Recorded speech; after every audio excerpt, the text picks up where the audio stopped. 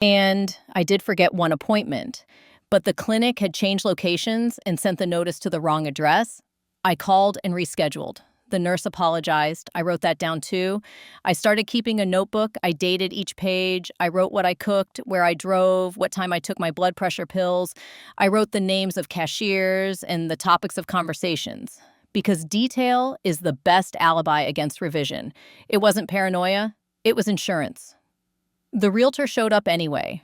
I found her card on my hall table under the porcelain bowl that holds keys and spare change. The card still smelled faintly of orange blossom perfume. I hadn't invited her. When I called the number, a bright voice answered, "Miranda speaking." "Miranda," I said. "This is Eleanor Lawson. You left your card on my table." "Oh, Mrs. Lawson," she said, chirpy and smooth.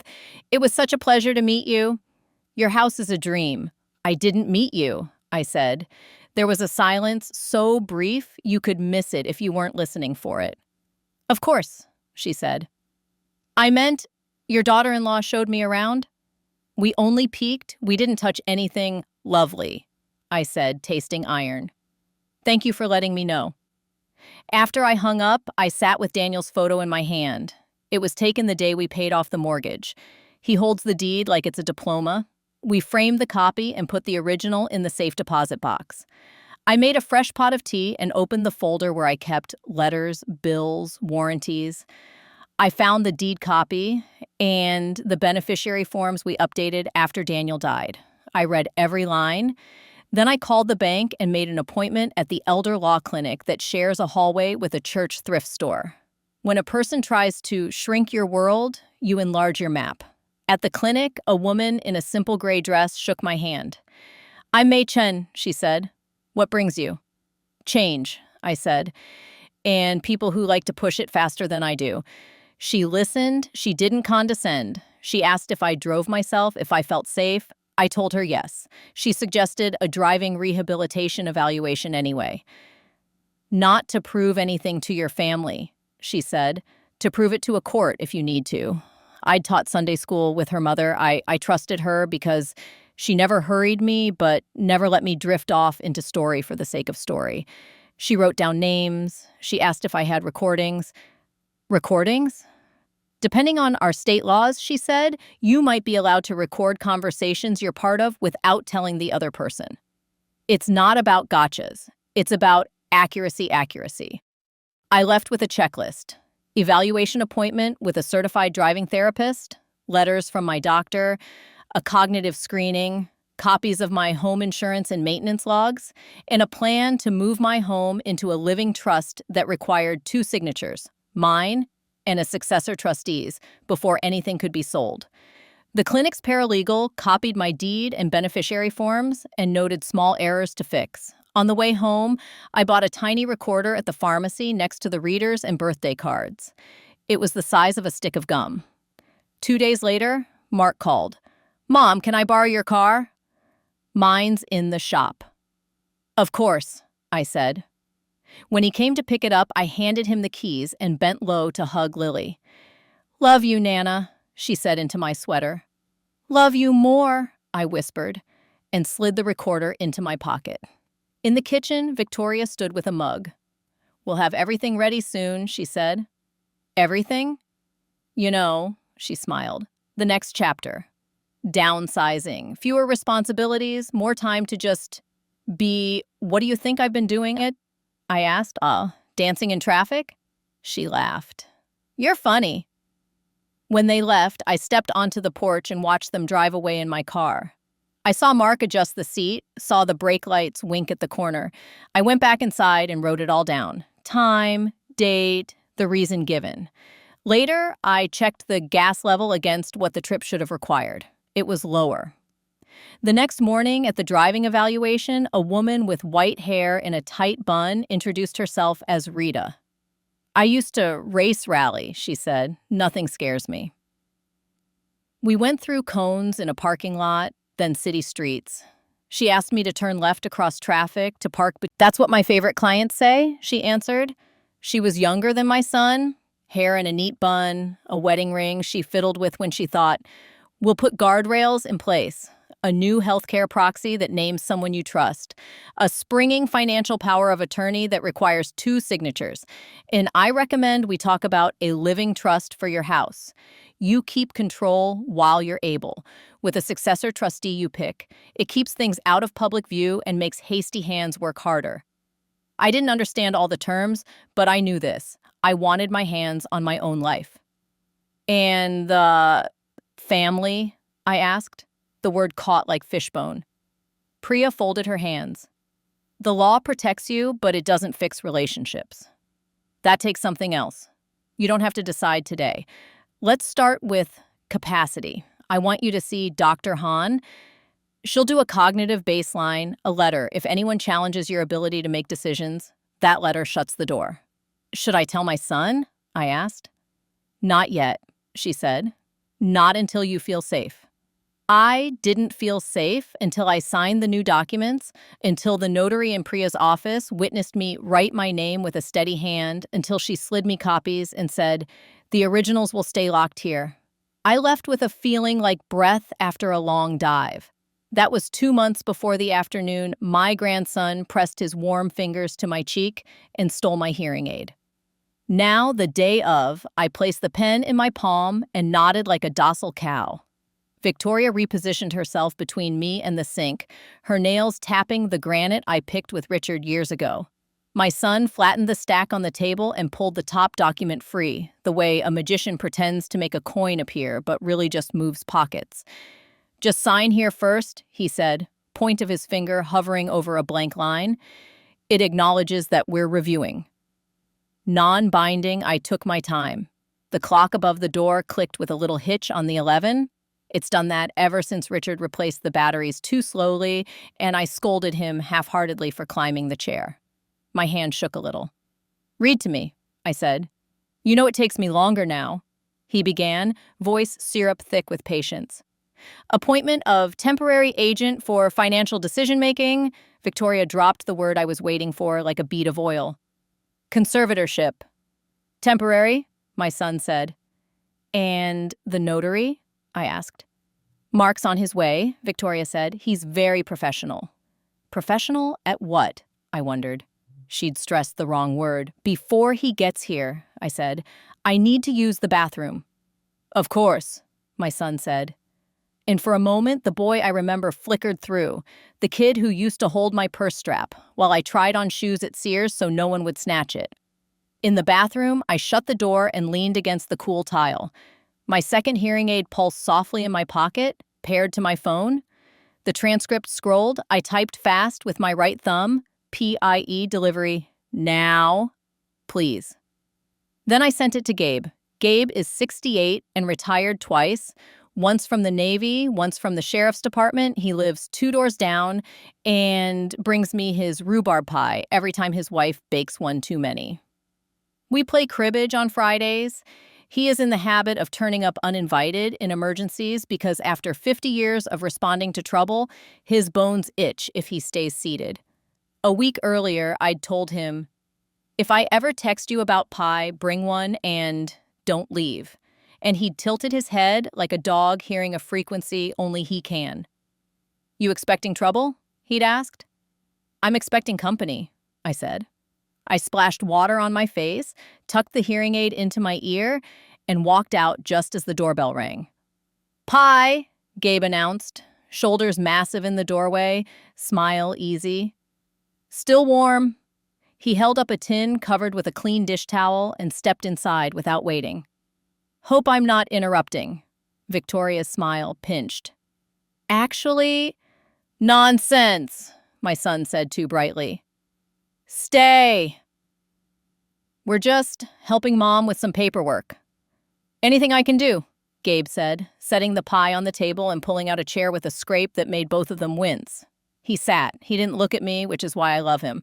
I cut into the pie with the old pie server, the one with Richard's initials, scratched on the back from a workshop in 1979. I handed out plates like communion. We'll eat first, I said. No one signs anything on an empty stomach. Mark arrived halfway through slices.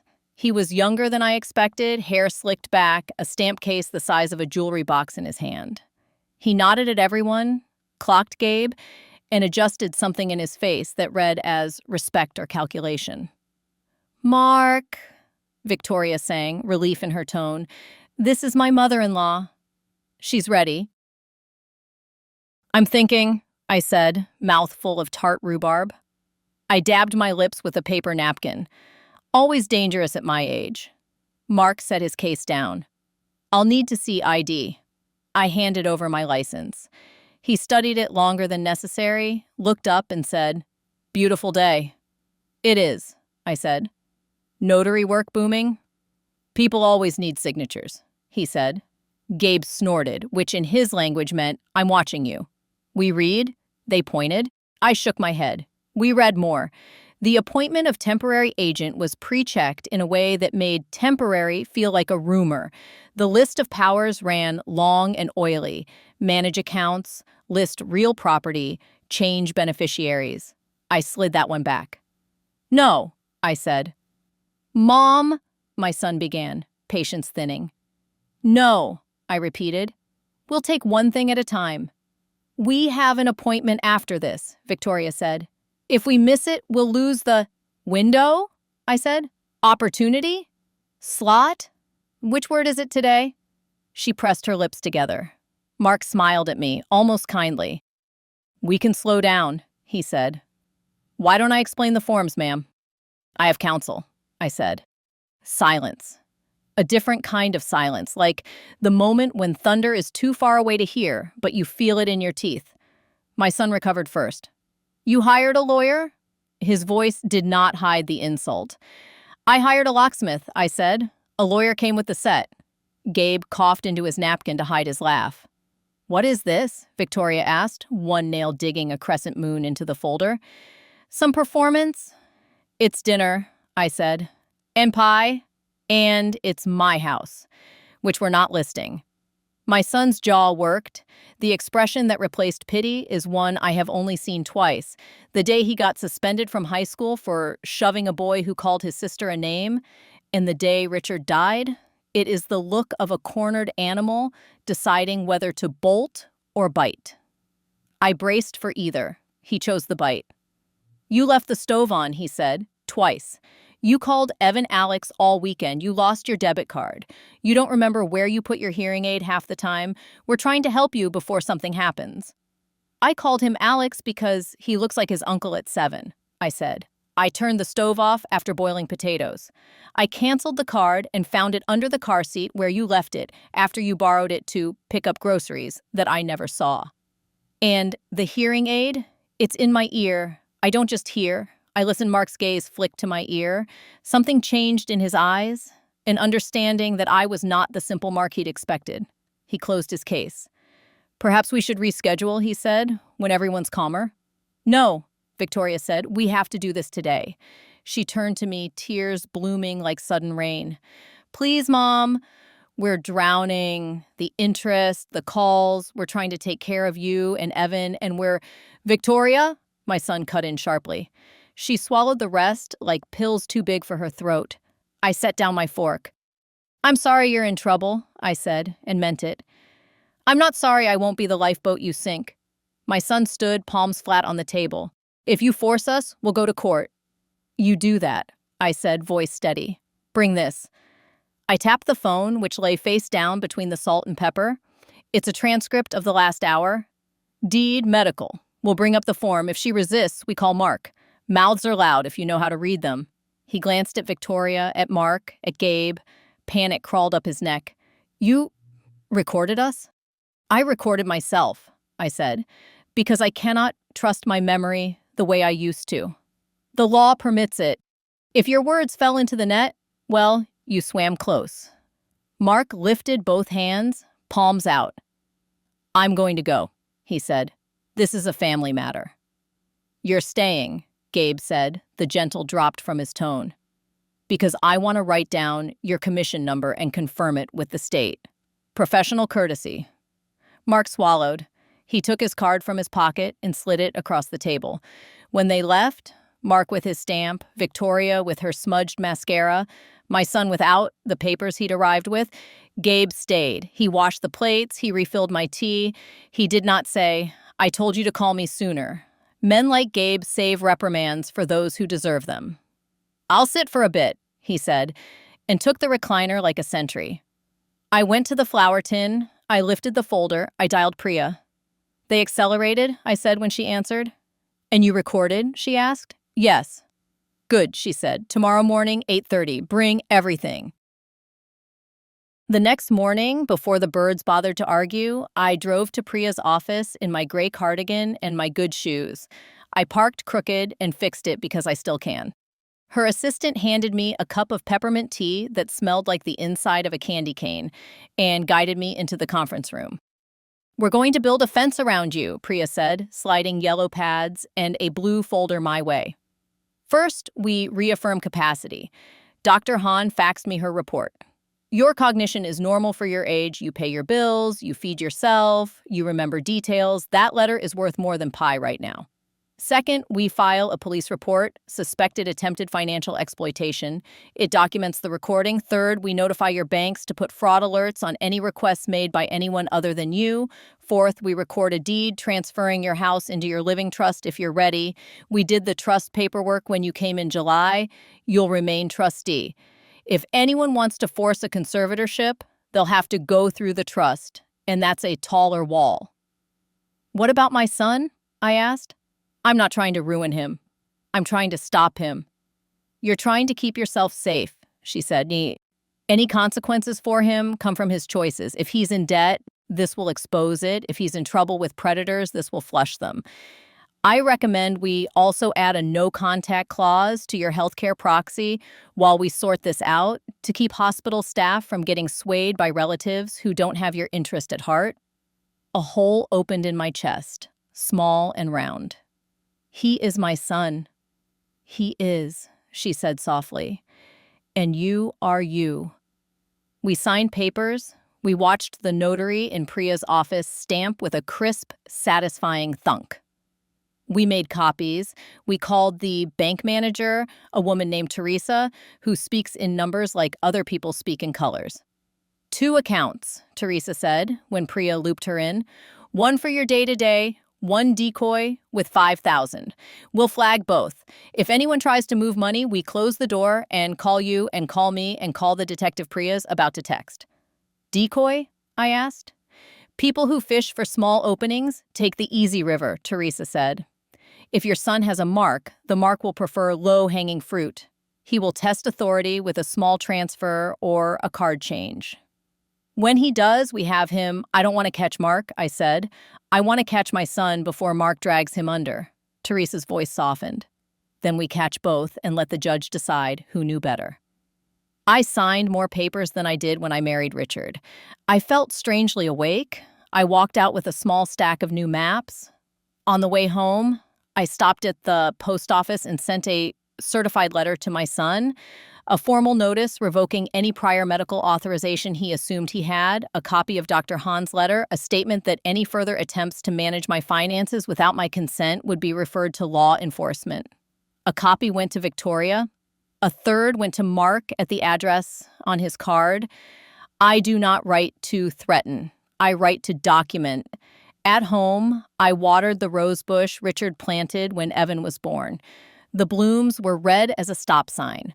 Evan's Lego castle lay in ruin on the rug where his knees had been.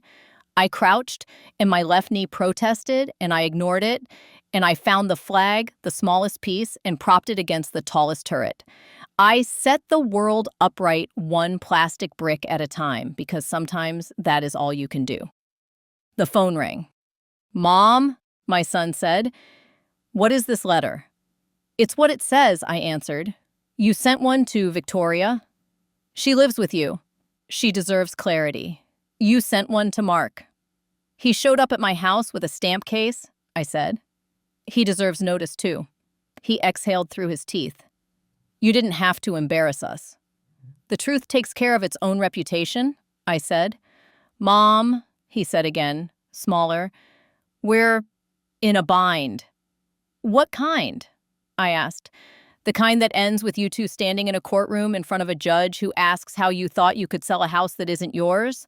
Or the kind that ends with a man named Mark knocking on your door at midnight because he wants his fee for a thing you wanted to do and couldn't? Silence on his end. I let it stretch, taut as an old clothesline. "We made some mistakes," he said finally. "The business with the vans. We signed a personal guarantee. The rates. Loan sharks don't charge rates," I said. "They charge blood." "Don't be dramatic," he snapped, the boy gone, the man raw. "I am not," I said. "I buried your father." "Drama is for people who can afford to pretend we can fix it," he said, "if you'd help." "I will help," I said. I'll help you find a lawyer and a credit counselor and a second job if you need one. I'll watch Evan while you do what you have to do. I will not sell my house to pay for your mistakes. I will not sign control of my life to a man whose last name I don't know. "You're going to make me choose," he said, and his voice did a thing it had done when he was 3 and wanted the cookie before dinner, "between my wife and my mother." "No," I said, "I'm not. You're already choosing between your wife and your conscience." He hung up on me. Maybe he thought it would punish me.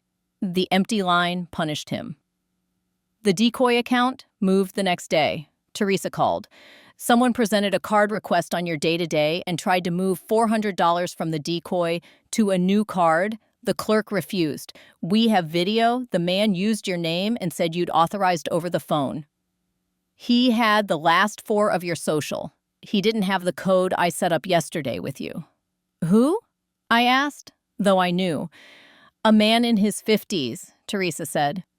"Baseball cap. Not your son, Mark," I said. Priya looped in Detective Alvarez, who had the bored voice of a woman who has heard every story and still lets herself be surprised by kindness. "We're opening a case," she said. "It will crawl. These things do. Meanwhile, do not let anyone into your house you didn't invite. And if a locksmith arrives, you didn't call, you shut the door, you call me, and then you call Gabe." "I'll start with Gabe," I said. "That works too," she said, and I could hear her smile. That night, I heard gravel spit under tires. Headlights spilled across my living room like ghosts. A van idled. It was too late for deliveries and too early for church ladies. I switched off the lamp and stood at the edge of the curtain. A man got out, broad shoulders, ball cap. He knocked on my door like he owned it. Gabe appeared out of the dark, as if conjured by the scent of trouble. "Evening," he said to the man. "Nice night for it." "For what?" the man asked. "Leaving," Gabe said, and tilted his chin toward the Ring camera on my porch. "You're being recorded." The man looked up. He lifted both hands, palms out. "Wrong house," he said. He climbed back into the van. He drove away. Gabe waited with me until the fear left my fingers. He played 2 hands of cribbage. He told me the joke about the sailor and the seal for the 100th time. He was not funny. He was faithful. A week passed. Evan called from his mother's phone and asked if he could come over to build. I said yes, so fast I almost forgot to breathe. Victoria dropped him off without getting out of the car. She had a bruise under makeup near her temple. She kept sunglasses on even though the day was gray. "I made cookies," I told Evan, and he followed the smell into the kitchen like a rabbit. "Mom says I can stay 2 hours," he said. "Is that okay?" "It's more than okay," I said. "It's the best part of my week." We built. He told me about a school project where you had to make a city out of recycled cardboard. He put turrets on the library because he believes in defending what matters. After he washed his hands, without being asked, he took a cookie and asked, "Do people go to jail for lying?" "Sometimes," I said carefully. "Even if they're doing it for money?" he asked. "Especially then," I said. He nodded like a man whose suspicions had been confirmed. When Victoria returned, she stayed in the car again. Evan climbed in, buckled, and mouthed, "I love you." I signed back with my fingers, 3 taps on my chest. I watched them go and dialed my son. "She has a bruise," I said. "You know I see." He inhaled. We bumped heads, putting the air conditioner in the window. "Is that what we're calling hands now?" I asked. "Do not accuse me," he said, voice hot. "I have enough." "You have enough debt?" Enough shame? Enough people telling you what to do? I cut in. Then listen to me. I will not be your wallet, but I will be your witness. And if I have to, I will be your enemy. He hung up again. I sat with the dial tone until it turned into silence. Sometimes distance is the only medicine. If the story ended there, it would have been tidy. Papers filed, accounts locked, a van scared away by a retired sheriff, and a doorbell. But stories like this don't end tidy. They end with a shake, a crack, a reveal. The reveal came in the form of an envelope slipped under my door. No stamp. My name in a loopy hand I recognized as Victoria's. Inside, 3 pieces of paper. A credit card statement with a billing address I had never seen, an invoice from a storage unit registered in my name, and a photograph. The photograph showed a door with my house number printed on a paper taped above the peephole. In front of it, a box, commercial, cardboard, the kind moving companies use. On its side, in black marker, someone had written China, wedding. I called Priya. They've rented a storage unit in my name, I said, and they're packing my things. Can you account for all your dishes? She asked. I went to the dining room and opened the hutch. My wedding china gleamed in its slots like teeth. The set was there. The pie plate, the gravy boat, the cracked teacup I kept because Richard liked to say things with perfect edges. Don't get remembered. All present. Looks like all of them, I said. Wait, no. The platter. The big one with the gold rim, call Alvarez, Priya said, then call me back. Detective Alvarez answered on the second ring. They're warming up, she said. We'll intercept at the storage facility. Do not go there. Do not engage. Put cameras on your doors. Ask Gabe to sit. I don't like being told to stay inside, I said. I know, she said. Do it anyway. An hour later, Alvarez texted a photo. A storage unit with my name on the contract, a box labeled China Wedding sitting on the floor. Inside the box, the platter with the gold rim. On the contract, the signature Elaine, in a limp, childish curl that did not belong to my hand. Your notary friend's name is on the witness line, she said when she called. We'll add forgery. Sit tight, detective, I said. There is no tight left in me. I need this to end. It will, she said. It just won't end today. I planned a dinner. Not a family dinner. Those had been poisoned by paperwork. But a real one. I invited Pastor Jules and her husband Teresa from the bank, Priya, Dr. Han, and Gabe. I told them to bring nothing but hunger and good shoes. When they arrived, I served roast chicken and potatoes and a salad with too much lemon. After we ate, I stood and said, I need witnesses, I need friends, I need a community inside my house on purpose. Priya nodded. Teresa took notes out of habit. Gabe folded his arms and looked like a man daring trouble to knock. Pastor Jules squeezed my hand. Dr. Han checked my pupils out of reflex and then laughed, embarrassed. I'm going to invite my son and his wife over tomorrow, I said. I will offer help. If they try to take what isn't theirs, you will see it. If they accept help, you will see that too. Either way, I'm not going to be alone anymore. Smart, Priya said. We'll keep it simple. Teresa, I'll have a bank manager on call. If they step out for a phone call and a wire attempt appears, we freeze it, Teresa said. I'll put a note on your profile. Do not honor any instruction from anyone with last name redacted without calling me. Han? I asked. I'll bring your letter, Dr. Han said. If anyone says you're confused, I'll set them straight. Jules? I asked. I'll pray, she said, which is not nothing. Gabe? I asked. I'll be me, he said, which is everything. They arrived late, which is a way people underline their importance. Victoria wore a long sweater and the bruise was gone. My son had shaved too close, a sign he'd been sweating. They both brought apologies, like host gifts, and set them on the table to be admired. I'm sorry, my son said first. We pushed. We shouldn't have. We were scared. I believe you, I said. Sit, eat. We served the chicken. We passed plates. We let small talk fill the room to prove we were human. After coffee, I looked at my son and said, here's what I can do. I can pay for a session with a credit counselor. I can give you the name of a bankruptcy lawyer who will walk you through without shame. I can watch Evan after school so you can pick up extra shifts. I can drive him to soccer. I can keep him on weekends so you can rest. I can forgive what you almost did because it never finished.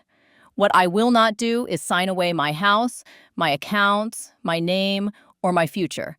He stared at me. He glanced around the table and saw that I had built a wall out of people who believed me, not him. He set down his fork and pushed back his chair. You called an audience, he said. I called a community, I said. You could have been in it. Victoria looked at her plate. We're not bad people, she said softly. We're just desperate, Teresa offered, not unkindly. Desperation is not a defense. Victoria, Priya said, you can get out. If there's someone applying pressure, her eyes went wet. She nodded once, then shook her head like a dog in rain. He'll find us. Who? Gabe asked, voice flat. Mark works for him, she said. We took a loan for the vans. The first month was fine, and then they changed terms. We missed a payment. Mark showed up at the house with a paper and said, if we didn't sign this, someone would break our window. He said maybe someone would take Evan for an afternoon to make a point. We signed. We couldn't keep up. He said he had another way. You want your boys safe? He said. She looked at me. I'm sorry. Priya's face went still. Name, she said. Victoria whispered it. It was a name Gabe knew. I could tell by how his body angled toward the door, like a compass finding true north. Okay, Priya said. We can work with that. Detective Alvarez needs to hear it. Today. Are you willing to make a statement? Victoria nodded, eyes on her ring. My son looked between us, between his wife and me and the people in my dining room. He looked like a man who'd climbed a ladder, leaned against the wrong wall, and realized the top wasn't a roof, but sky. I never wanted to hurt you, he said to me. I told myself we were saving you from yourself. You told yourself a story, I said. You liked how noble it sounded. It let you sleep. He rubbed his eyes. He is 51. When he was 3 and overtired, he did the same thing. What do I do? You tell the truth, I said. Then you work. He nodded. Okay. Okay, Victoria whispered, like a woman deciding to live. We made calls. Alvarez answered on the first ring. Stay put, she said after Victoria gave the name. We'll come to you. In less than an hour, 2 detectives sat in my living room sipping my weak coffee and writing strong notes. They took Victoria's statement and my recording and Teresa's bank logs and a photograph of the forged signature from the storage unit contract. They listened to Gabe's description of the man in the cap. Alvarez's partner, a man with eyes that had forgotten how to widen, let them do it. Here's what happens next, Alvarez said. We apply for a warrant. We visit your notary friend. We pay a courtesy call on the man whose name you just gave us. We coordinate with the DA. It will take time. Meanwhile, you change your locks. You don't answer calls you don't recognize. You tell your son if he wants to see you, he calls me first. My son flinched. Is that necessary? For a while, Alvarez said, until we get to the bottom. He nodded. I understand. When they left, my house felt new. Same walls, different air. My son stood at the window, hands in his pockets like a boy waiting for the bus.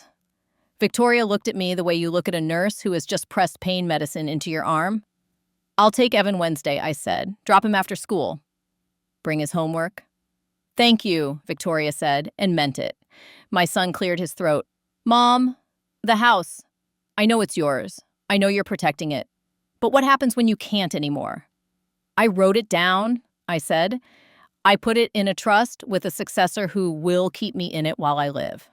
And after that, it goes to a woman's shelter to become housing for someone who needs walls more than you do. It's my revenge, if you want to call it that. My house will never be a piggy bank. It will be a harbor. He swallowed. I'm not in it. The will, you were, I said. Then you taught me to be careful. There's a clause now. If you contest, you'll get nothing. He closed his eyes. That hurts. It was meant to, I said. Pain is a teacher you should meet now, not later. He nodded. He did not argue. He did not ask for a different teacher. 2 months later, Mark was arrested at a strip mall notary booth set up between a prepaid phone kiosk and a place that sold discount perfume. The man above him ran. He did not run far. He had angered someone bigger than himself 2 years earlier and had lost his edge. The city does not forget. My son testified, Victoria too. They did not look at me when they sat in the courtroom.